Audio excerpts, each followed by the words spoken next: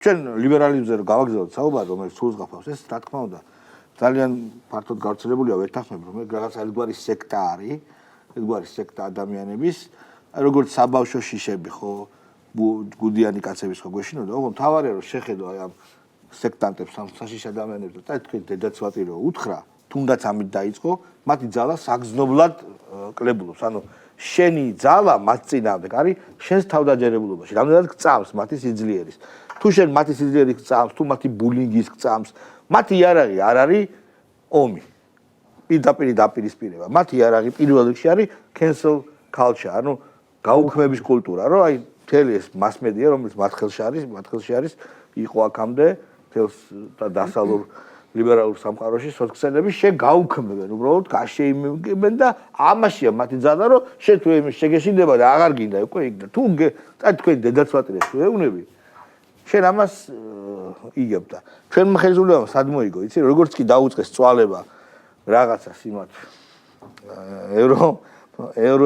ეურო დეპუტატებმა თუ რაღაცა ყველა ფორმატიდან გამოვიდა. არ დაპატიჟა მაგალითად ელჩები ინაუგურაციის შემდეგ საღამოზე ან პარლამენტის ტომის გახსნაზე. არ ვკვატიჟებთო, არ წავიდა არ გამოვიდა საპარლამენტო ფორმატიდან, ხო? უთხრა პირდაპირ 28 წლამდე მოლაპარაკებებს წყვეთ და ასე შემდეგ. ანუ დაასწრო აქეთ წადი შენ დედაცვატირე უთხრა კულტურულად აღარ.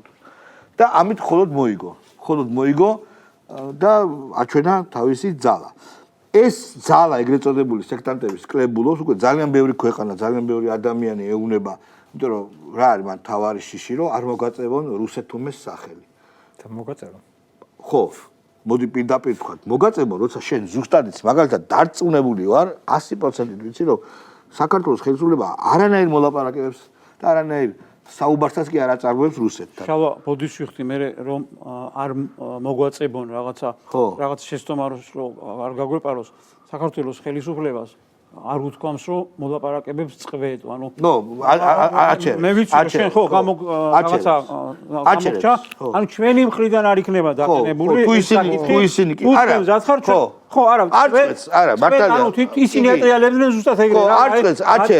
აჩერებს. მე შევაჩერებ, თუ თქვენ სურვილი გექნება, ისიც რატო რომ შანტაჟის ხვეპი არ იყოს, რა პირდაპირ თქვენ, რა რომ შეგიყვანენ რაღაც ეგ ხო გაუკეთეს ჩვენი ქვეყნის პრემიერ-მინისტრს. ბაიდენმა არ გაუკეთა, უღირსის აქციელი მიიწვია და ბოლოს უარი უთხრა. აი ეს არის შანტაჟი, საზიზღრობა არის რა და ამაში რო არ შევსულიყავით, ძალიან სწორადაც ვიქცევით რა.